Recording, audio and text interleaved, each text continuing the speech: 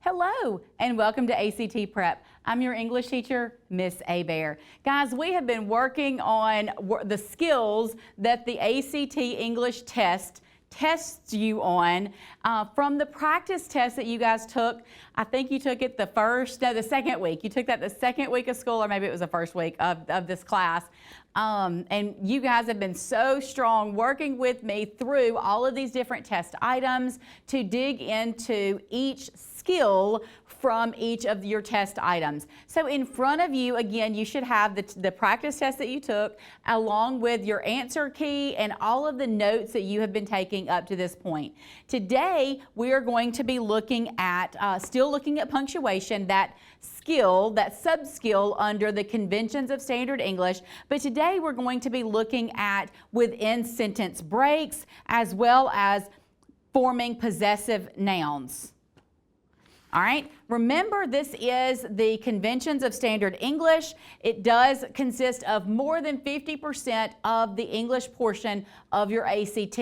That's why we are spending so much time with each of these sub-skills and learning targets under conventions of standard English.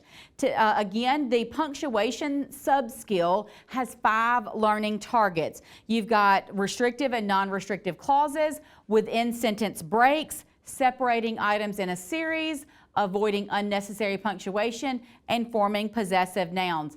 I'm going to tell you, I messed up on that first slide. We're not going to be talking about forming possessive nouns because we talked about that last time. Today, we're going to be looking at within sentence breaks, colons, semicolons, and dashes, as well as separating items in a series.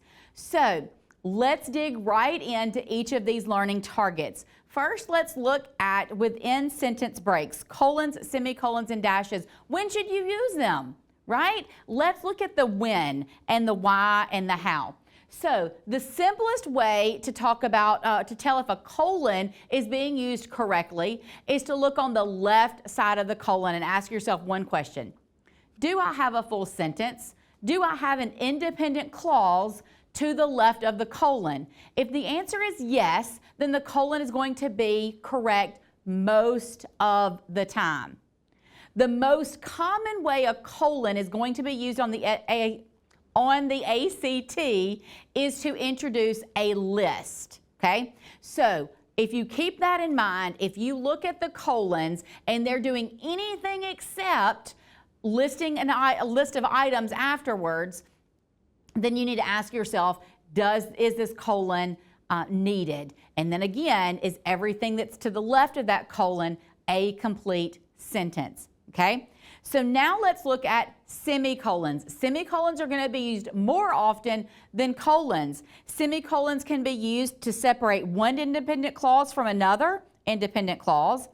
Sometimes you will use a semicolon incorrectly to separate a subordinate clause from an independent clause or to introduce a list. So make sure that you're looking at the correct punctuation here. We've looked at some semicolons in the past when we were talking about sentence structure. So we'll look at that a little bit more, or look at this a little bit differently for this particular learning target under punctuation. So it might be beneficial to ask yourself whether a period could be substituted for the semicolon.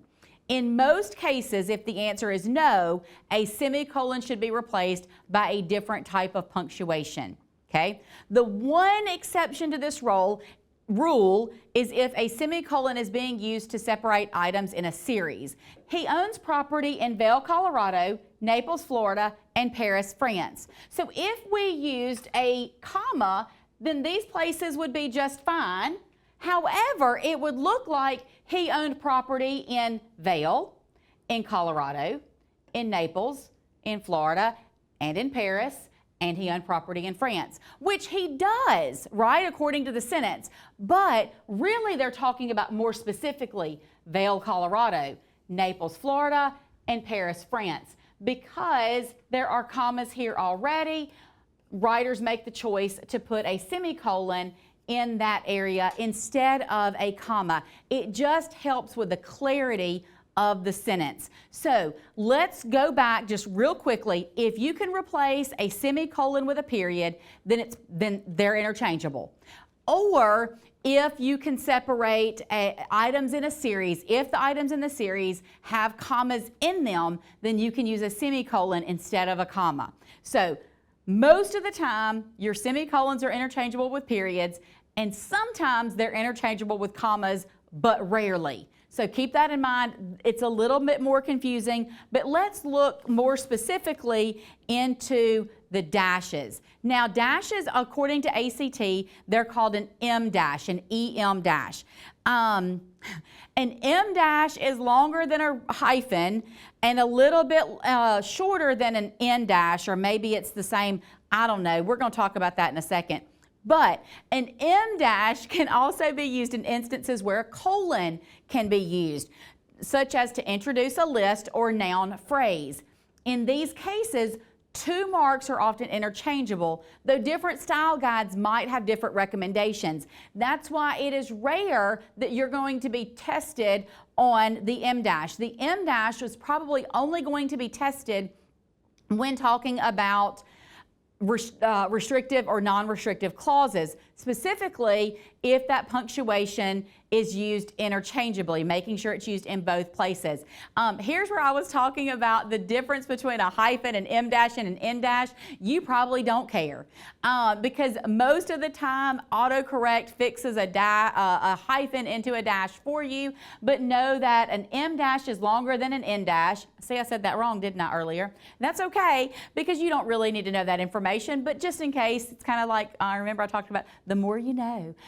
You can use these different punctuation marks in different places. It's rare that the ACT is going to, well, it's not rare. They're not going to test you on hyphens, and they're not going to test you on the N dash. They're only going to test you on the M dash. So we'll just call it a dash, right? That's easy enough, right?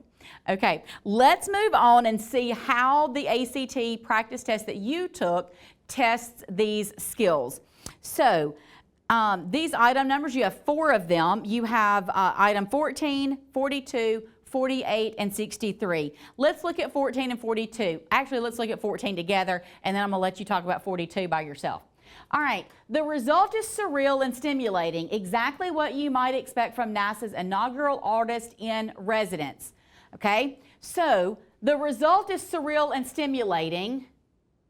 So here, they're talking about what is stimulating and surreal. Exactly what you might expect from NASA's inaugural artist in residence. This information, the result is surreal and stimulating. You don't need really anything else after that, right? I hope you understand that's a complete sentence. If you don't understand that, then you're going to have to get a little bit more practice to understand that. But let's understand that we have a subject and a verb. The result is your subject, is surreal and stimulating is your verb phrase. So the information that comes after that is just adding information, right? So you can you use a colon there? It's not introducing a list, so it can't use a colon. We have an M dash here, so we think that that's it, right? We're pretty sure. Well, what you have after is not a complete sentence. Exactly what you might expect from NASA's inaugural artist in residence is not a complete sentence, so it can't be J. We know that there's got to be some kind of change, so it has to be H. We're adding a non-restrictive clause after the complete sentence. Okay? Now we're going to pause, and I want you to do 42 with a partner.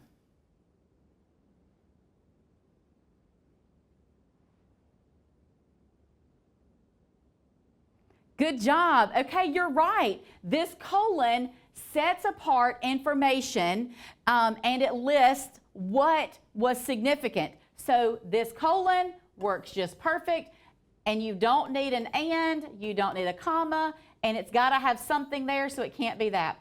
So fantastic job. I loved hearing all the talk between your groups and who was saying what. So good job there. Now we're going to move on to items 48 and 63. So let's look at 48.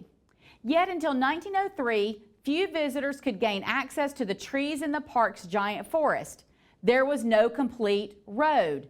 Oh, remember we said that after the, or before the colon, it has to be a complete sentence. So yet until 1903, few visitors could gain access to the trees in the park's giant forest. Okay? Few visitors, subject, could gain access, verb phrase, to the park's giant forest. There was no complete road. There was no complete road explains why visitors could not gain access to. Okay? So that colon works perfect there. G would not work because you have the conjunction because, and you can't have a conjunction after a colon unless you're introducing a list, which would have a bunch of conjunctions because you're talking about conjunction. So that doesn't work. You cannot have a semicolon with a conjunction, so that doesn't work.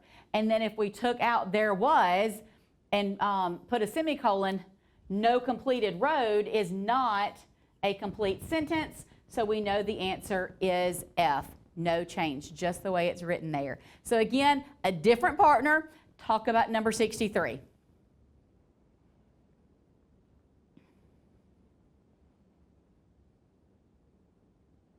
Good job. Here we're going back to, can you change this period? What can a period, is that period necessary? So is the information before the period, is that a complete sentence? And is the information after the period between here and here a complete sentence? So let's look at that.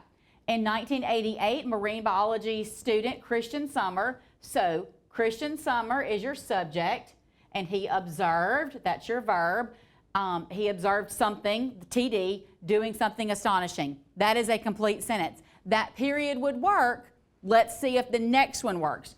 Reverting from mature jellyfish to hydroid colonies, an earlier stage of life. Uh-oh, that is not a complete sentence, doesn't have a subject and a verb, and it doesn't make sense without, okay? So we know the answer is not A. Here, they put a colon. A colon is giving additional information, right? We know it can't be a semicolon because it's not a complete sentence. And we do want to restrict the clause in some way because it's adding information that's not necessarily important to the meaning. It's just adding information. So the only answer that works here is B. All right? We've got the within sentence breaks, colons, semicolons, and dashes. All right? Now let's look at separating items in a series. Most of the time you guys know how to separate items in a series. You don't have any issues there. ACT does use the Oxford comma, but they don't test you on the Oxford comma, okay? The one area where you have the most issues, where students have the most issues, is when the items in a series becomes longer and longer. You might not know where that comma should be placed, okay? The practice test only had one items in a series item, and so we already discussed it earlier, and so it fell under the skill unnecessary punctuation. So let's look back at it. For over 40 years, Laurie Anderson has appropriated electronics, video, and sound to create art that defies categorization. Remember we said your items in a series, what was appropriated? Electronics were appropriated, video was appropriated, and sound was appropriated. When you have this and conjunction, you know that that's the end of the list, so you know that comma is not necessary. So that is that unnecessary punctuation that's also items in a series, okay? So sometimes the conventions of standard English test you on a couple of skills together.